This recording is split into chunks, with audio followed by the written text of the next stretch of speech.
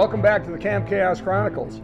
On this episode, we're going to take a look at this Jaguar IRS unit that I pulled out of my 1987 Jaguar XJS track car, their Frankenkar, and we'll see some of the mods I've done and how this thing has worn over the past 10 years.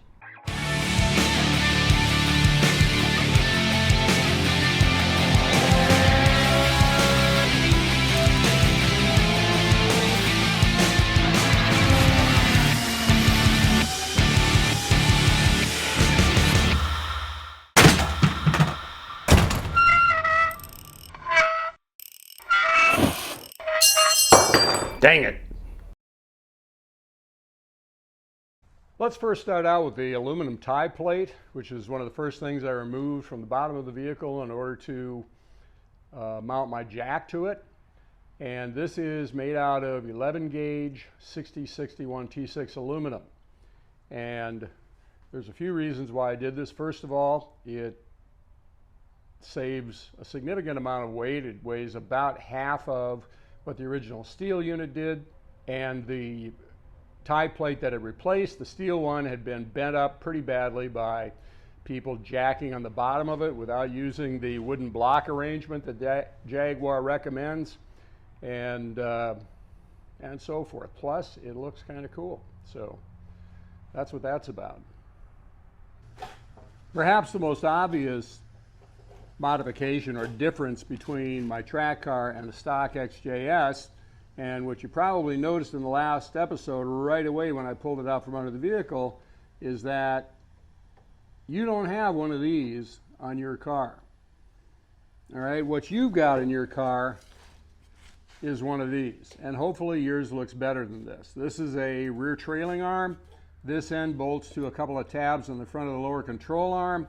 This end bolts to the bottom of the car, and as the suspension moves up and down, this is what's happening basically. This end of the control arm is essentially going through an arc like this. As the suspension is making the same movements up and down, the lower control arm is actually, the end of it is going through an arc like this. So you've got conflicting arcs, and what that requires is that you have large rubber isolators that attach the subframe to the chassis of the vehicle, and also this end of the lower control arm, you got a large rubber donut right there. And all this is required to compensate for the conflicting arcs that the suspension is traveling through. Now what this does essentially is it causes the rear end of the car, the rear wheels on the car, to kind of steer around a little bit, which is not a big deal when you're just driving a car under normal circumstances, but having made this modification and driven the car in the stock configuration on track and then driving it with these, there's a big difference. Now another modification that is not quite so obvious is that of the rear brakes. And at first glance, looks pretty stock until you start coming around to this angle, and you'll see that there is a vented rotor in the middle of all this. And if you're going to take your car on track, you're going to need a set of these, because the solid rear rotor just gets screaming hot, and everything associated with it as well. And you can see how hot things get. This used to be bright red, like Santa Claus suit red. And you can also see that there's blistering in the paint here and there, and this stuff has been just really, really hot. The fact of the matter is, I know a guy that sells this modification. Go to our website, check it out. Now another modification that we've done is the boxing on the web of the hub carrier. And I think this is a fairly important thing, because these hub carriers have a tendency to crack. I don't think they do it because of stress.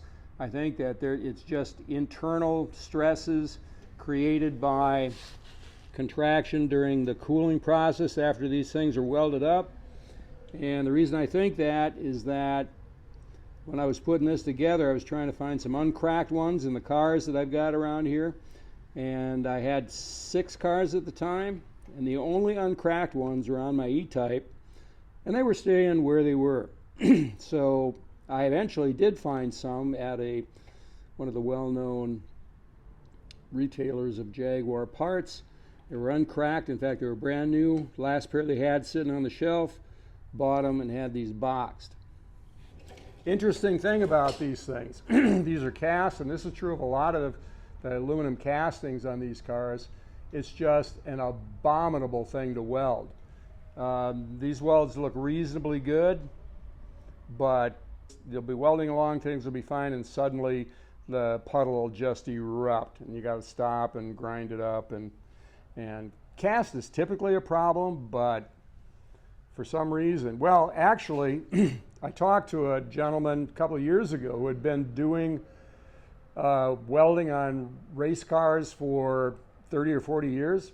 And he said the reason that these things are so difficult to weld is because after they're cast, they're machined, they heat them up, and then they dip them in glycerin.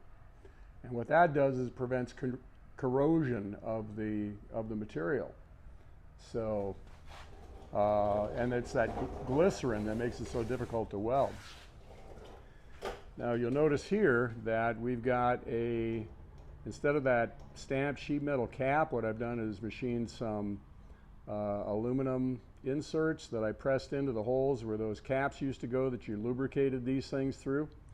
And I mounted a grease zerk here and then drilled, because you need to have some kind of a vent because you don't want to blow the seals out of this thing.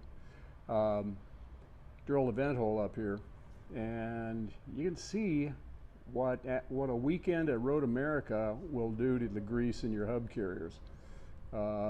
This stuff, basically I make sure that these things are pretty much full to begin with. They don't really have to be, but I figure more is better than less. And this stuff gets hot. And it's not that the bearings are set too tight, because they're set where they should be, about 3 to 4 thousandths of an inch. I think the spec is 2 to 4 thousandths. So it's kind of ugly, kind of messed things up here a little bit, but you know, that's the way it goes. It's a race car. Another thing is right here, you'll notice that the studs are quite a bit longer than stock. What this enables you to do, of course, is to put longer, well, first of all, the wheels have a thicker hub on them, so a short stock type lug nut may not fully engage. The other thing is that a long lug will enable you to use a long lug nut, which is much less likely to strip and fall off than a short lug nut. Other than that, these hub carriers are pretty much stock, all stock bearings and seals and so forth. And down here, you can see another modification. This is a bracket that bolts to the inside of the bottom of the hub carrier. There's a couple of bosses there I'm sure are used to position this while it was the hub carrier while it was being machined, and I simply drilled and tapped a couple of holes, and what this does is it picks up the forward end of the sway bar, which I showed you in the last episode. And these are what the brackets look like. I've got another set. Not sure exactly why I replaced these, but that's what they look like. Very simple to make. I think the situation is that on this set, all the holes lined up with each other.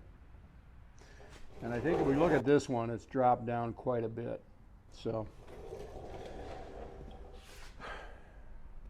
the shock absorbers are Alden street shocks, double adjustable, and the main reason I got these was because of the fact that you can adjust the ride height by taking the load off the spring and spinning these collars up and down, and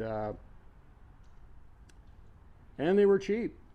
And at that stage of the development, I wasn't concerned about the ultimate in handling. I knew these would be good enough for the stage of development the car was at, and also I was at. The springs are twice the spring rate. I think the springs are about 450 pounds per inch. So that gives us 900 pounds at each rear corner. The front springs are 1,200 pounds per inch. I didn't do a lot of experimentation and research to come up with those numbers. I simply stumbled upon the numbers that Group 44 used on their prototype. And again, at my stage of development as a driver, they seem to be working just fine. Now the differential, we'll actually be taking this apart because I think we got a little bit too much play between the ring and pinion gear, so we're going to have to close that up. I think we just need to shim the differential carrier a little bit in order to solve that problem. Pretty much it in terms of modifications. Now, if we are to get a little more light on this, if we do a quick inspection here, we can see that we got a little bit of leakage there, and I believe that that's simply from the vent connection here, maybe blowing out the vent at the top, because things are getting hot back here. If you look there, you can see that it's dry on the output shafts. And so this looks in reasonably good shape.